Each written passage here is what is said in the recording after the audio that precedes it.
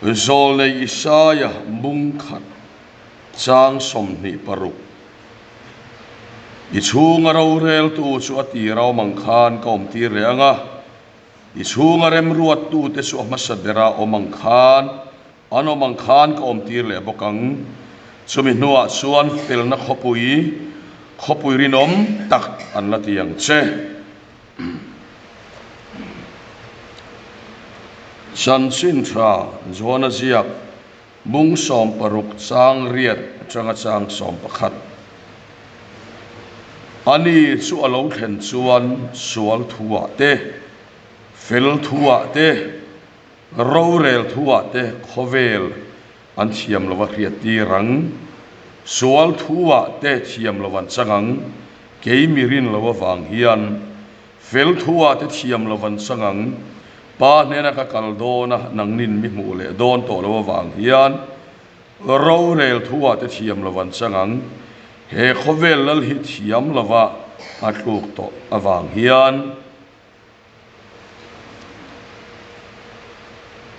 rom khuami te nena tir ko pole khathon bung riat chang som panga chau hi chang som pali chau hi kan chiarange pathian kharau oyoma piang te chu pathian fa te anisia athu kan siar elal pan kan satan mal som ro se pathian ne nai chong cha yang lalpa kan pa du tak ko khan ho te mangaya thi sena lei tu lalpa i rong kan bol theina tura sualina min liama pianga sakna tura tharau lam van ro tui min don tira dua takamin som tu e thu tlung thar ko khan loading tur hi zol nei sai te kai lo puang lok to a keile ka grep wan sung chang thu min ngai tu pui ro u tin ka thina ur to lowanga nim le buar te so lo amma sele kat lo fa yanga tuk tinin tui kalayang ti ini lo soi to a sutiang ang a lal iswa krista a lalpa i grep huana min lo siam ve vai kan lo malom thu kan kilat se su grep huana chuan hling te nim te tro thin chumi tlo fai tur chuan lalpa i ko khan ho nangin min da boka tharau thiang lim sak na in thil ti theina in tuna po hian he bial keichum pastor bial chunga i rong bol na min dal tu nem le buar lo chou to te thlo fai le turin tunai ma kan la me kani nangin thlo fai ngai piang min thlo fai la tharau lam van ro tuin min som leng che hei so Krista mingin kan di le amen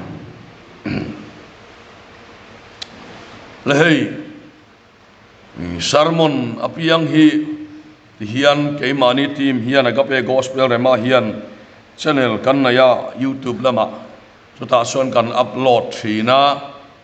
a en du ta na en non le theni ti kha kan soi ni sela sermon hi zathum borvel om to mai theya hei su ti po kha in ro lo om mai theya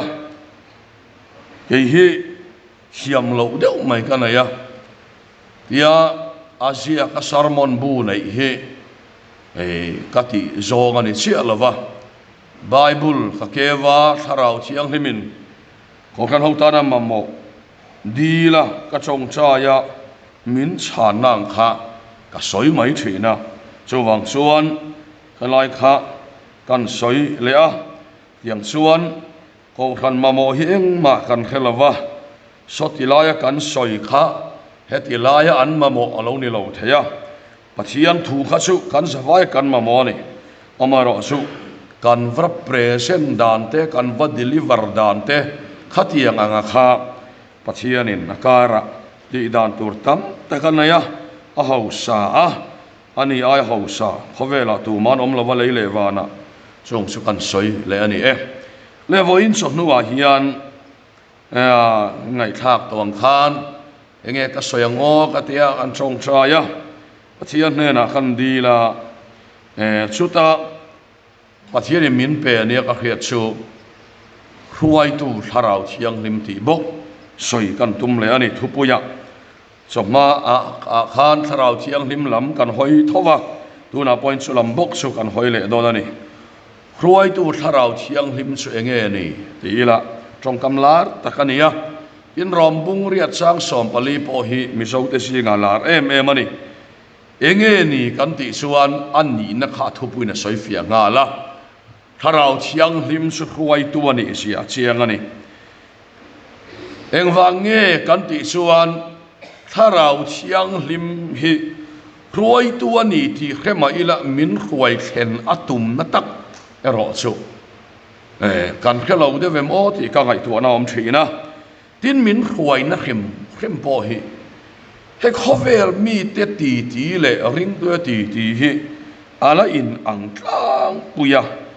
hetia a universal grace kan tiang chi khovel puma pui min mangaya min en kolna pa ani na changa duty hindu te musalman te jainism te zoroastrianism te sa khodang dang te po hi alaman hoi theinan pathin en kol vek pa ani na changin patling takin geini ang hiani lova a patlinga lal i suan khia theinan nam tin bulmun khatina siama an tapan dapa an mu chhuwa theina turin pathian hian eng tin tinemo ami hring siam te hian alo in rol vekani ti chu a chiang sa ni chawang suan pathian thi tharau thuai tu bani han tia hi pakhat na mi zo ten kan soidan tlang pui chu ei zon na konga te tin hlo cham na changa kan lo hlo tlin na konga te zirna changa asang so kan thlen na konga te pathian min khoi na hi chu zu in mi poin ko khan ngai sak lo poin kan phetlang vek kan soi thei tlang pui vek ani han soi po ni ila khatiang anga pathian ina lo cham na changa lo tin na min lo khoi te chu soi tor kan nei vek tin adot le chuan eng tin tinemonia rau deu lek zo ka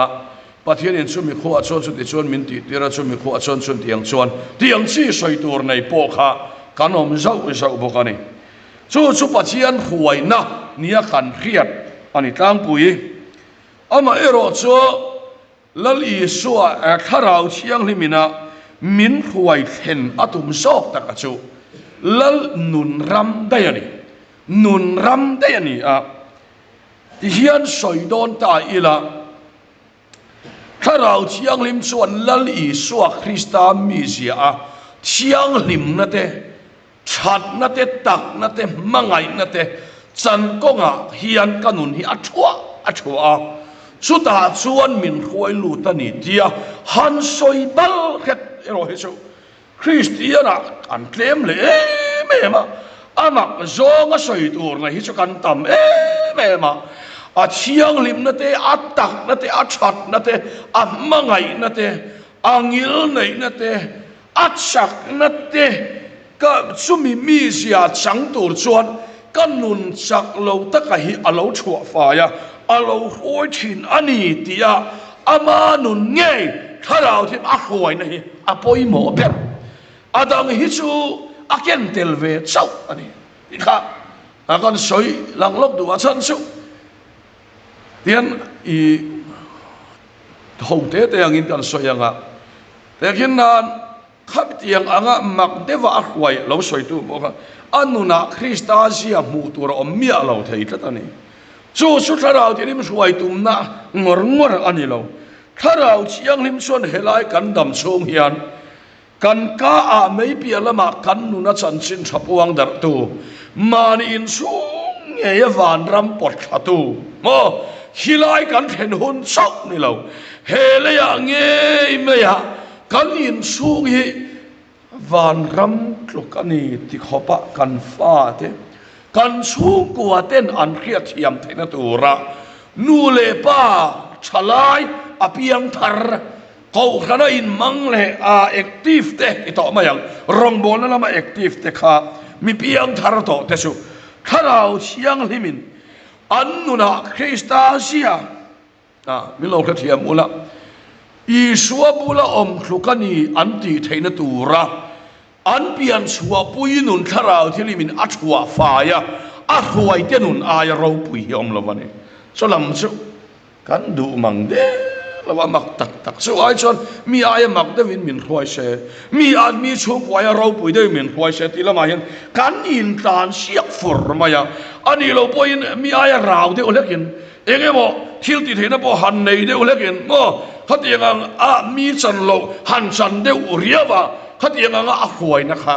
mi so sing hen alar ber tharau huai kan ti point chu kan soi tam ber aniam o ti kha ngai to thulung luya a huai na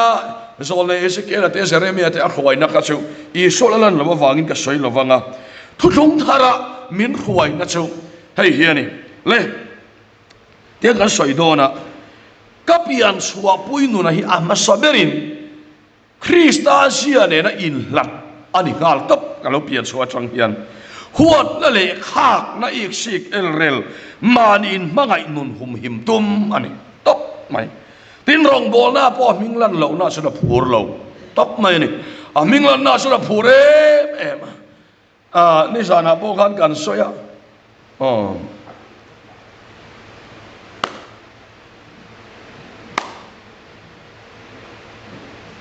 khoang tele khoang puyari ruala thole khachu tuna tholo lo ro ale pathian thu tak kan soi do na lai ti hian ei ka te ti mo bo hi thu in soi lai in nga pathian tak in ngai thla lai mu thlu su pathian tak ngai thla lai mu thlu char sar eng ma khelo khoang tele khoang puyari vele phur te ban lam ngal hi om ve ni hei hian re dai tak tak lawania ka ti thina ek bo ni se akal ko pangaya ga kina kan la soyanga pakhache ka soyanga balance theology kan te kan thuken ve hi nunania lam ni lo nunani hi kan in khin ti thina lam le nun lama ni bokan nunani bok soi ni lo nunani ti ri ngot ko hian pathian thu in khin ti ni lo nunani a soyani bok akal ko fekani so wang suan akal ko pa in khin ti na buai vek mai ni ilai te kha toy te in kan pain sarmona te ka soi thina tu tuma so ka kan soi man lawanga kha kan soi so ngani la di suan so tiang so ani awangin pachia ni na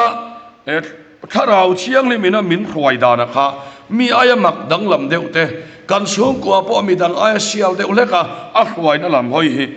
kan soi ve ka ma se han soi do chon mi ti ni kan lo sial vek maya pachia ni khalama min khwai dan kha ro pui kan lo ti vek mai ni ma se thu lung tara khwai dan tak tak chu nun hian in nun hi ika kan ngai tu na lo om sela a chan su I kapa hian te a I testimony te hi soi ve thin la min tia tu nang la ya tong moi lo ni lo sela sual lai soi vak te bon ra in soi bon ra te a thing to tin sacrament te kan kem puya heng phei chu rồi lâu khởi lâu pian thar hun sia kan khela ngai to ti ka ri ro lo ma se ka pain chu tiang ani hlei nem in nun lo in thak ta hi soi ro min tia su enge ni ka tia I ngai na so ga in thak ka I huat thut siat na thina khan sual gai na thiam na I nei to wa so wang suan I mi sia ain thak ani atia so lai te su eng tik lai nge lo in thak po ka chuang lawa kan soilan du chu kan nu na hi har sat na po hi ni se mani in khonga ya wanga ton hlei thei lo kan ni a chu tiang chia chuan kan lan lo na chuan minglang du lo kan ni boka kan nun lei sa he chu soi mai la soi tu po kha ani tho mo mak em mai chu tu ma po hi nei bial huap kan tia ni sana khan kan siak tu ten a in chung ka chu han khat ma ila pona thu mu malakha kan om lo wang khan khatin khan soya biak in hi khar ziania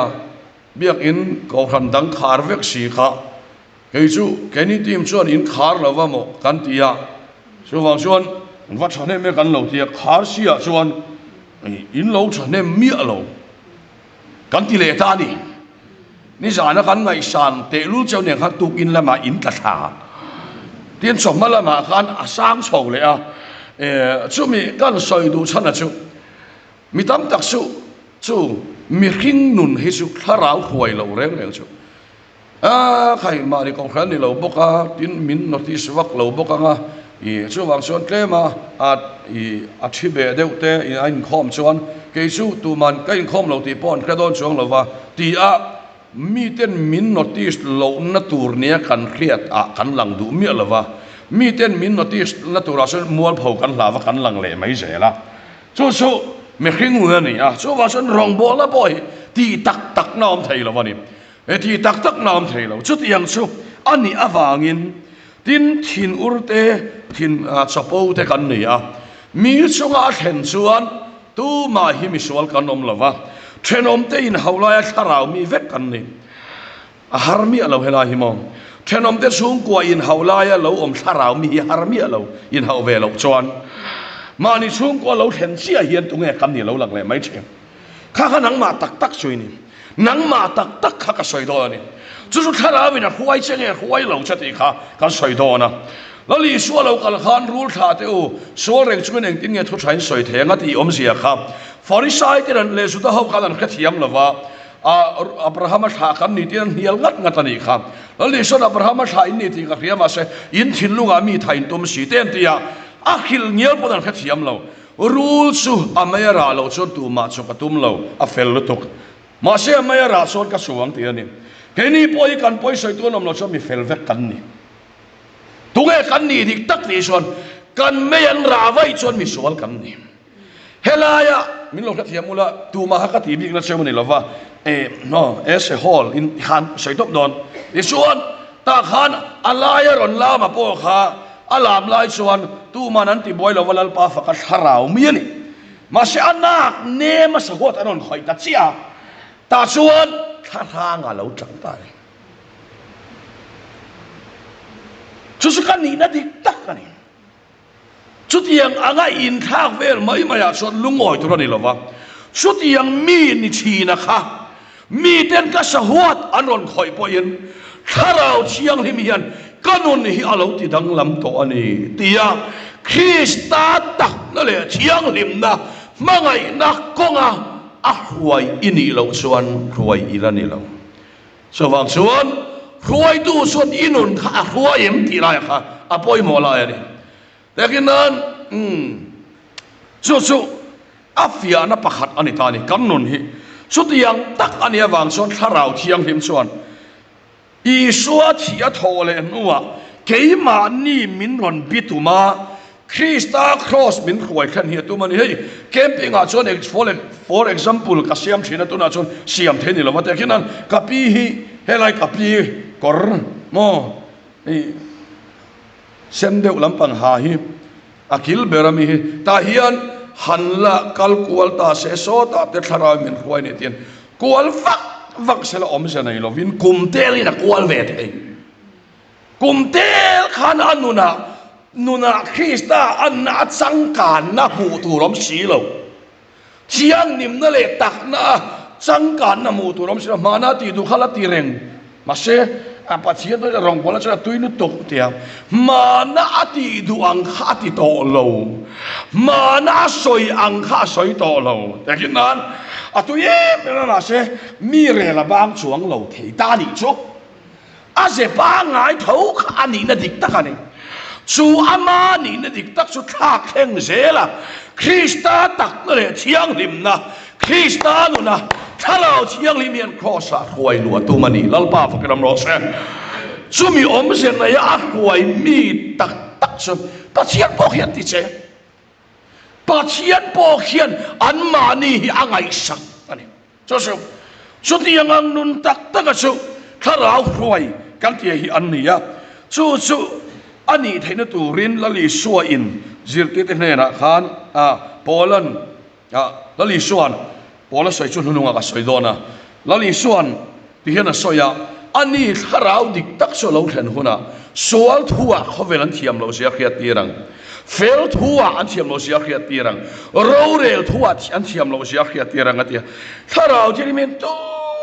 ma hi a thiam lo sia khia tira tum lova a hruai ke ma chia hian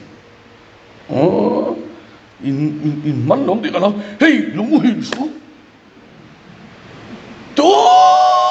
ma hi an thiam lo sia khia tira tum lo ani chu alo then chuan kapa kanau ka chong chai saka hi athiam lo zia khia tira tum lo a chong chai tu hi thiam lo zia min khia tira tum om zia ka sai fi adon chu tia soi ta ila sual thua khovelan thiam lo khia tira ngati misual ni in khiat fo lo chuan chan dam na lu thei lo tharau thiang lim khruai tik tak chuan tu ma hi tharau anena ron in pon ni chon misual am ngai lo wa ama aya sual hi amu lo ni apia in pathian chan dam na hi atakina chang thin lal pa fakam lo se tharau khruai om chuan hei simro in ti poya ngai lo asual sia kha akhiat tir tap mai hian ti tiang ya hian an ka chen om pa in thila pak thuma ti suala ti chuan asual na kha pakhat chawin a kheta ni ti chuan thara huai dik tak chuan thil ho te ati pal po a trong kan na a mi nat na tur alo trong pal po khan tharau thiang lim hian mi dang ni lomin ama nge kha mi bol lo mi ten om ani ti a khiat tir vata tak na sim na huai lun vat mai ani pathian vakiram lo se chu chun nu na thara vi na huai ani an nu na huai ani mase sual thua khovelan thiam lo khiat tir angatia ama kasin tharau chiang lim an maron din to chuan bible an enila abraham atekha apa in a kholam alai chin te akal san veka a thamwan a comfort zone zong kal sanin kanan rama khoi ram nga nge kanan om ti po khelovina kala khatiang anga pathiana wanga chan nem to ka cho din cham e om takania pathian ma khan pathian ma an dinga ne na pathian in puan meu chuan ke vai vut le mei vap mai hian ka be pop ta sa cha mi pathian man din chuan eng aga kalsan ro pui na ya po kha mei vai vut le mei vap mai an ni sian kha chianga an sual sia in khia chian nia piangin pathian tharau thiang him thamwan nan chang thin pathian vakiram ro se khan mali sual sia mu thin tharau thiang lim sara nu ini sone i ai sone o zat satanga lal ma lala ding zat satanga thiam tu soi zat ini chuan lali soi ma ading ngai don lovani an thiam lo sia khia tira piang te ma i swa ding thin lal pa fakram lo se amen对amen thôi về u la le hian amak ka ti em tharau thiang lim ma hi chuan a chet fu tak thei lo kan chet fu apiang kan thiam lo sia min khia tira kan fel lo sia min khia tir chu ne tharau thiang lim ina huai te nun chu chu wang chuan nuna lan tir tum vak pora a huai lang mai tha di lim khan mo an nuna khan khista mi sia kha a huai lang mai ani an ma ni phum ba khista ta ran ni nom chen hallelujah pathian vakiram lo se thina huai lu ral na huai lu ta i swa ta ran ni nom chen ani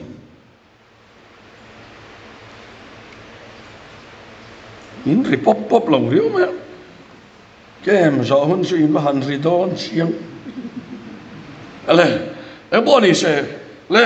chu ni adot le tu a chuan sual thu an thiam lo khia tiranga tu lai chuan tharau thili mi om ta me ulo love song kan liberal to dan chumo love song sak pathian na sak khoi hinge ring tu ti hi khovel hian ma hian khovel hian khi sang to lo a chan su ring tu ten kan mix vek to love song sak po poi ti lo pathian na sak po poi ti lo eng kim mi kan mix vek to ni chot yang chu ani tharau thiang lim hian kini in ve thau ka ringa kan nu le pa te rual le kan rual pui te chu atang pui thu in kan han piang thara lali so kan han na ya chu ta chuan thara min han khuaya love song sak pal te ole em kai phei chu a khovel mi changa christian na lut kania ka soi thina cho vang chuan street atanga church kai chho kani ti tai la an sai so lom lo ve tarin lo hian sap la heavy metal la dei ka pian thar lim kha ka sale thut thin ama se ka sak zo apiang hian lalpa min ngai dam ro nang ma ni lo lalpa keima alo omle ta hi ka ti thina ka thiam lo sia hi tharawin min fiat tir wat thi lalpa kan lo se cho thiang lim na khoma min tu na chan om ton an du tian om top hey hi apoi em mai kan du dai kan om top mai cho wang chuan hey hi nu le pa te pon kan khial fia poi mo kan fa te khove la milang sar te mi ro pui te ni ai chon kharau huai an ni hi idu zo te hey hi aplu per ani ti kha kan soi ma sa duani cho wang chuan sual te kha lian tul tum mai ni ho deu anga lian hi lalpa dal tu ani ti kharau thiam cha akhia ti zel mai ni le hey tun chuma kan pre crusade ta hian helai KGP tar le pawalai tar hi block hi piteng an attention an draw tha kati khop maya elo mom tak mek mevin kan khia hei mi palam hi an draw tha le zuala me chelam pon draw tha thawa mara sulo kun le zau tenom thina kha ka chu alo mom khim ani le e boli se tuna hian kan soilan le du achu fel thu an thiam lo wa khriat tiranga ti tharau thialimin an fel nan thiam lo wa khriat tir lo chu an khiam lu tuka an fel na hen fa ten ata rong bol pui ten ata pasal fanawan ata poi takani tharau thianglim chuan fel thu a thiam lo khriat tir tu mani asan chu kan fel na reng hi mo lalpa tharau thilim atang ani lo chuan mi at mai tu mi te hliam tu alo ni tho thoma so wang chuan fel kan va chuana te takin anai kapi te hi an pani hian helaya ka veilama mi te hi ingta sela kapi kor eng kor khing ha hian korwar ha hi an cham pe sela ama mo tak an cham poni lo mai thai ama mo tak pe sela kor eng ha kor khing ha hian apek la hian eng ma phut anei lo amar chuna kar le pe ka kapi korwar ha apek a hian kapi kor khing ha mana ama mo pe tu kha apeta lova kapi kor khing ha hena pek ve lo rin ta re ro te lul nen mana po ka ti amin ti ve nge yang min on khelet nge yang ati ro lain kapi kor off white ha hi helai pak par zon chi ami apeta dai ama apeta dai me su vele kapi kor khing ha ri ro chu nge mana po kape a mamo vele min kheto lo min ron aw le ma sela mi thi kan ni to atan chen a fel mak mi khina fel nei chu fel mak top chin nei ani sel fel kan wa chuana te kan sungan fel le lo ni pe na top mai sutiang ang fel na bak inei lo wani ti khia tir sia khen pet tu tan poa fel na chuai ve lo top chin nei lo chil chak tu tan poa fel na top chin nei ve lo khan thuam se tu mani lal bau kan mo se i fel na ka thiam lo sia khiat ti ra tu mani tharau chiang lim chuan alem min hai chua saka atak krista min khoi lo tu mani se su khoi nuna khoi dik ta bel chian pon dol atira highway ma se la li suang che khani mai petera po atira petera po ni su hai lo mui kha mo tia tui su ngaron kal sia mui kha ka ni lo ve ke ma ka ni ti so vele petera ni elal pa ma ro pui ve ti om ama ro pui ve poi ti thei lo re petera hi i su ti ya khati ve phe thoma lal pa su ti nang ni chuan tui chu kal thumin pero anti le nga la i su la hi petera chu ma hena fel he ka te lo kal ta chen ti vele ma ya akal ta kal thiam ve hek lo la li suwa ain lo tui phone en lama apil le thani khale kha ka du to kang le tuna hian chutiang anga tharau wai dik tak nu thalai in ni chon in malamunia thim ka ring lo reng na min khoi bau ka ring lo krista chiang rim na le tak lak konga kan san fi na theina tura kan nei sa athia sakate hi nun chau ni lo afa pa po so lo min pe tu chuan thil zonga zok po min pe lo wang mi lal ba ka ro sa number 1 nun tak Krista huai lu hi kan number 1 ni sela number 2 chu aman aron tum chok vek mai don 3 4 5 avai atum don so pathian thori top so min nun lam chu kan zong lo re kan ram hian enge kan zon ber hi ka khelo ka ngai tu athina ti hian mu le mal nei lo hian kan map kan Christian map pa kum za som nga vela son kan dal to wati darin omani so wa son gol kan nei lo kan Christian na hian ti hi achang son ka ngai tu athin eng bo ni se ka du to kham ro rel thua khavel thiam lawan khria tirang tharau chiang lim telova rem ruat chi suan an rem ruat na flop apiang hian an rem ruat na ron ti kham tu hi chu miswalan nga ya an rem ruat anga thila thlen lo chuan an sawa tiang chuan an buai thin so tiang chu ni so wang chuan tharau chiang lim khuai chuan enge ti kam ti chuan hei tun ma song khan eden bo chiat nuwa zol nei sayan aron soyang hian a soya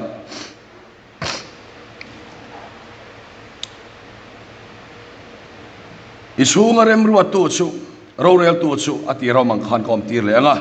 ichunga ro rel tu chu ma saber rom khan kom tir le bokang tia Jerusalem fel na khopuya ni tur thu asoyang chia hian thuthung thar a ke ni nge po hi voi ni hian rem min ruat sak tu zan mut munate malam hun kan don faka kan ngai tu amu thei lovin kan oma ma se lali suan san sin tha ma thai jiak bung som pakhata min ko muwa nang ni thokrim le phurit phur song teu kan hela local ro keiman ka sol tirang sewati hian tak sa thokrim a soi mi lo ril ru hi lo thokrim bera hei hi hemi thokrim rem in ruat vak tu kha lalpan e khai I thu bere mo itian myo thangte enga tinge I thu beran mo itian mo enga tinge I ngai tu na rem in ruat vak keiman rem karwa sak don sani I do na pathian ne la khen la arem ruat na in hat mai rodin rem kan in ruat ve na thin lung hinal pala soi thiat thin lal pa vakam ro se chuta chon sol na min siam sak thin mitam takhisu an ngai tua na hi achol lo lu tuka Krista suwang suan he rem ruat na hi ke ni ain akheso athiam so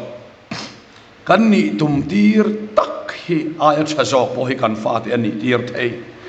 rem ruat tumaka ani katma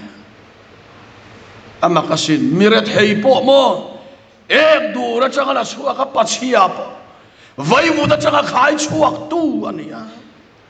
chowang suan mi khingina rem ruat vak hi mi khing mal som don nani lo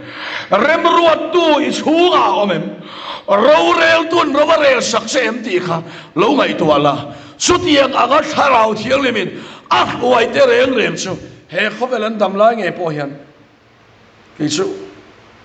pathian huai mi bei dong ka kheton lo pathian huai mi lo cham ka kiat ka ring lo sawang son mani in huai ho hian bei dong mani ngai to na huai ho hian lo cham sawang suan khai I ngai to athiam phak ba khenal pala huai don se ni sawang son enge kan mu kan ti suan tian ngai to ta ila Isaya bunga som nga panga sang ria ta Bible ti hian soya I ngai to su ka ngai to ni lo yom dan su kom dan hek lo van khile aya sang zo ka hian ka ngai to te su I ngai to aya sang zo lal ba ba kan mo se I ngai to aya sang zo hian lal pan a ngai to che ta chuan in ngat top la tun big atan non kem top ra ar ti khachu lo ngai to so engma ar I lo vol ani bon vok po ngai to ngai lo hei hetai inon hoi lu tanga fatu ho ti dan siam adal tu hi chu tal mia mai to le cho wang sot henon lal parem ruat na in ngata mani rowin re to lo chung ram ro re na in ngata lal pa du da na ke pen mai de ke ni ain ro re la fin zo alpa rem ruat su afela mo aro rel te su ataka rem ruat te su afel vel fekani ti min ko mo ni so wang suan tin ye soile Jeremia bu som ni ba ko sang som khata son bible so ti hena soya nang ma ni lama karil rupun zia su kain ka sia in hon nun to pa chuan be sei na petur chung thil thalo ni lovin thil tha ka ngai tu asin lalpa fakram lo se kan ngai tu ya sang hi ama na ngai tu a so wang suan i rem ruat na kha lo da tharo mayang asin miel ma na da lo mo mayanga tiang reng ro in re la rin na ma son thei lo kha lalpan athiam lo sia khia tirang chenga ama ro rel na in khat lo nang ma ro rel in nak tu ki thleng thayam mi a ro rel boka thleng ni asin i rem ruatin nak tu ki thleng thai lo ama rem ruat boka thleng ani so wang chuan lo tharau khwai thei to hian in pe top mai la tharau khoi oma piak te pathian fa ten ni ti hi oring tu tunge khwai chin che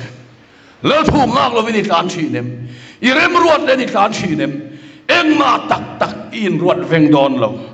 a khoi turin om la ro garel sakang senga rem ruat sak mai don se ani a thu kan soite lalpon kan zatan mal som ro se